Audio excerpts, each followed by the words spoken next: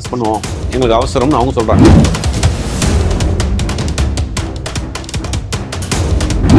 Maithri movie makers ஒத்துக்கிற மாட்டேங்கிறாங்கன்றாங்க. பிடிவாதமா இருக்கிறாரு, முடியவே முடியாதுங்கிறாரு. அப்ப வேற என்ன பண்ண முடியும்? அப்ப நம்ம டிசம்பர் ஹாலிடேஸ் லாங் லீவ் வரும் இல்லையா, அதுல போட்டுக்குருவோம் அப்படிங்கிற மாதிரி அவங்க ஒரு பிளான் பண்ணிருக்காங்க.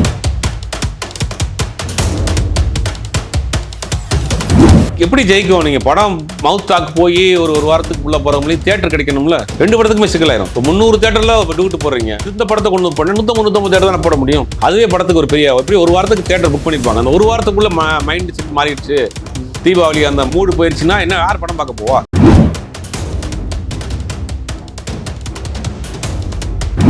இல்ல அவர் இந்த படத்துல இருந்து இப்ப தமிழ்நாடு தியேட்டருக்கு அவர் வாங்கல. அவர் இந்த மாதிரி சிக்கல் வர்றப்ப எப்போ வரப்போகுது என்னங்கிறதுனால குழப்பத்தினால அவர் அந்த படத்துல இருந்து பேக் அடிச்சிட்டாரு. இப்போ ஏஜிஎஸ் அவங்க உள்ள வந்திருக்காங்க. பிரதீப் ரங்கநாதனுக்காக ஏஜிஎஸ் உள்ள அவங்க தான் ரிலீஸ் பண்ண போறாங்க. ஏஜிஎஸ் பேர்ல படம் ரிலீஸ் ஆகும்.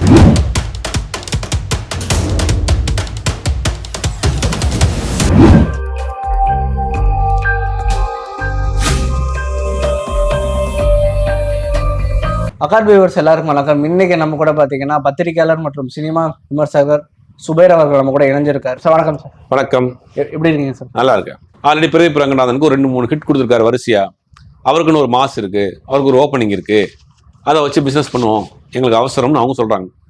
இந்த பக்கம் என்ன சொல்றாங்க, அவங்களுக்கு முன்னாடி ஆரம்பிச்ச படம் நாங்க 2 பேரும் சொல்றாங்க. 2 பேரும் ஏதாவது பேச்சுவார்த்தை நடந்திருக்கு போல.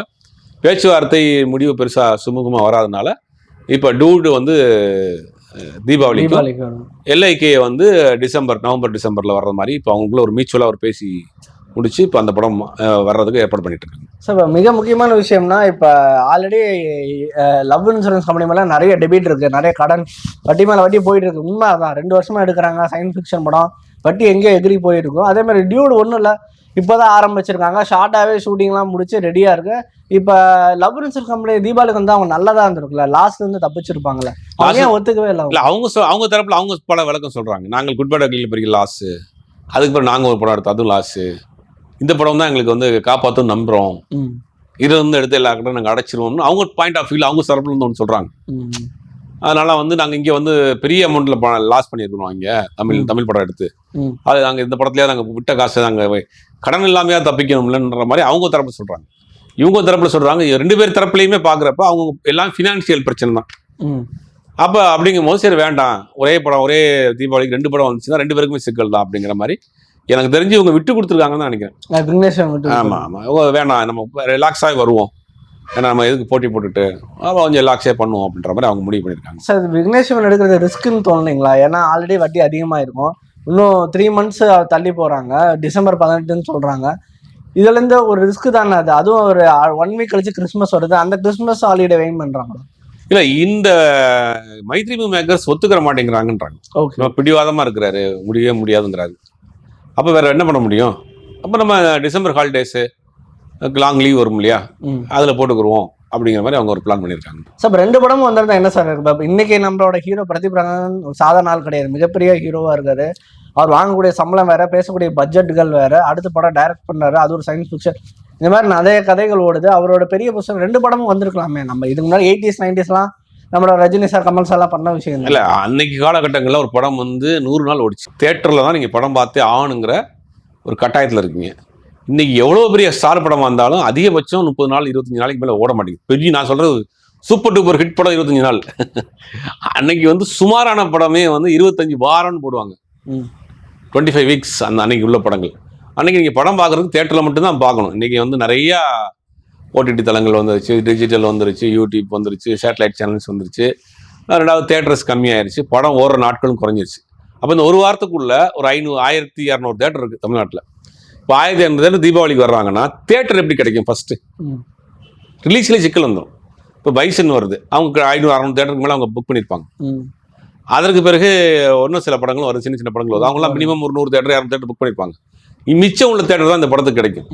மிச்சம் உள்ள தியேட்டரில் நீங்கள் ஒரு 300-400 தியேட்டர் இருக்கு அப்படிங்கிற 2 தியேட்டர்லையும் பிரித்து போட்டாங்கன்னா என்ன பண்ணுவீங்க?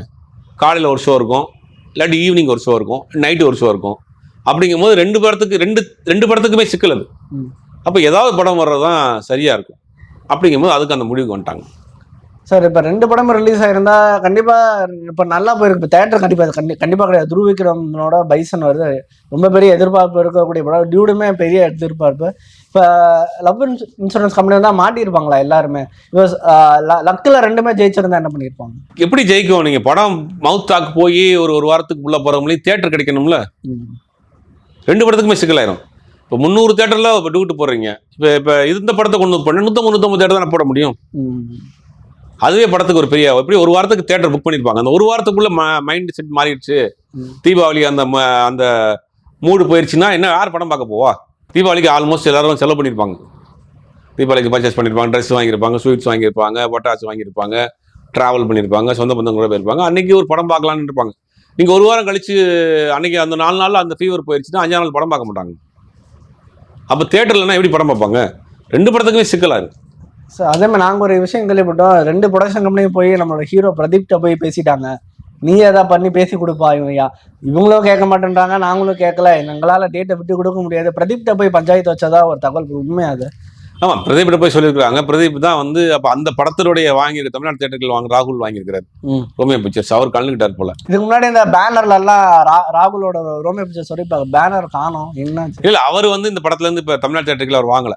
அதான் அவர் வந்து இந்த மாதிரி சிக்கல் வர்றப்ப எப்போ வரப்போகுது என்னங்கிறதுனால குழப்பத்தினால அவர் அந்த படத்துல இருந்து பேக் அடிச்சிட்டாரு. இப்போ ஏஜிஎஸ் அவங்க உள்ள வந்திருக்காங்க.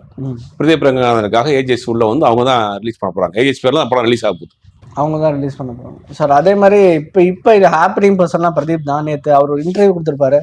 அதில் சொன்ன விஷயங்கள் வந்து நான் வந்து ரஜினி சம்பல் அந்த ப்ராஜெக்டை டைரக்ட் பண்ணலை அப்படின்ற மாதிரி சொல்லியிருக்காரு. உங்களை அப்ரோச் பண்ணாங்களான்னு அந்த ஆங்கர் கேட்டிருப்பாங்க. அது என்னால் இப்போ சொல்ல முடியாதுன்னு இருப்பாரு. அவருக்கு இன்டெரக்டாக அவருக்கு என்ன நடந்துச்சு? இல்லை அப்போ சமீபத்தில் நிறைய பேர் கதை கேட்டார். பார்த்தீங்கன்னா மாரிசராஜ் போய் சொல்லிட்டு வந்தார். நிறைய டேரக்டர்ஸ் யங் டேரக்டர்ஸ் கதை கேட்டார்.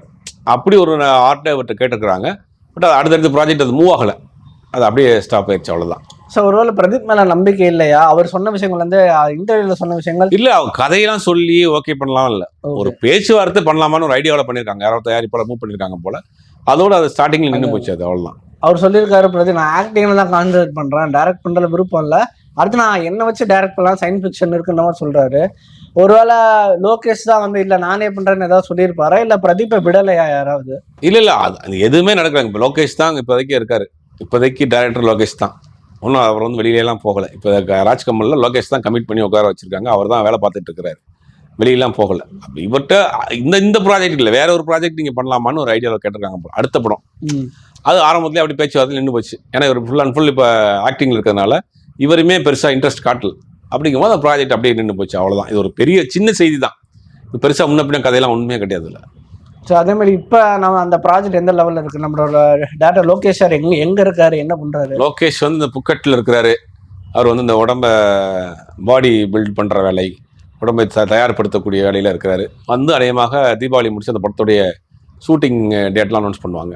அவர் ஹீரோவா நடிக்கக்கூடிய படம் மாதேஸ்வரன் டைரக்ட் பண்ண படம். சன் பிக்சர்ஸ் தயாரிக்கிற படத்தை அந்த படத்தில் நடிக்கிறார், ஹீரோவா நடிக்கிறார். அந்த படத்துக்கு உண்டான வேலைகளை மட்டும்தான் இப்போ செஞ்சுட்டு இருக்காரு. அப்போ இந்த ஸ்கிரிப்ட் ஒர்க்ஸ் இந்த ரஜினி கமல் அது இடையில பேரலா கொஞ்சம் அவர் கூட உட்காந்து டிஸ்கஷன் பண்ணிட்டு இருக்காரு போல. மெயினாக வந்து இந்த படத்துல தான் இப்போ கான்சன்ட்ரேஷன்ல இருக்கிறாரு. சார் இப்போ ஆல்ரெடி லோகேஷ் மேல ஏகப்பட்ட ப்ரெஷர் இருக்கு, கிரிட்டிசிசம் இருக்கு. ஃபுல் ஃபிளஜா உட்காந்து ரெடி பண்ண படமே ஒரு பல்வேறு கிரிட்டிசிசம் ஃபேஸ் பண்ணுது. கூலியே பயங்கர கிரிட்டிசிசம். இவர் பேரலா மெயின்டைன் பண்றப்ப அப்படின்றப்ப ஒரு மிகப்பெரிய ப்ராஜெக்ட். ரஜினி கமல் ஒன்னா சொல்றாங்கன்னா அது சாதாரண விஷயம் இல்லை. இந்த ப்ராஜெக்டை அவர் கொஞ்சம் அசால்ட்டா ஹேண்டில் பண்ணல. அதில் நடிக்கத்தானே போறாரு. அதில் வந்து இவருக்கு பெருசாக வேலை இல்லை. டேரக்டர் அங்கே ஒரு வேலையும் இல்லையா, கூப்பிட்டா ஷார்ட் முடிஞ்சா வந்துட போறாரு, நடிச்சு கொடுத்துட்டு போறாரு, அவ்வளோதான். மற்றபடி இதை பற்றின ஓடிட்டே தான் இருக்கும். அதனால வந்து இதில் ஒன்றும் பிரச்சனை எல்லாம் வராது, அதெல்லாம் வராது. ஸ்கிரிப்ட் தயார் பண்ணுற வேலையில் இருக்கிறார். அது தயார் பண்ணி அது 2 பேருக்கும் பிடிச்சி அடுத்து டேக் ஆஃப் ஆகுதா என்னங்கிறதெல்லாம் அடுத்து வரக்கூடிய நாட்கள் தான் தெரியும். இவ்வளோ நேரம் நான் கேட்ட கேள்விகளுக்கு பொறுமையாக போல் சொன்னீங்க சார். இதே மாதிரி இன்னொரு நேரம் சார். நன்றி சார்.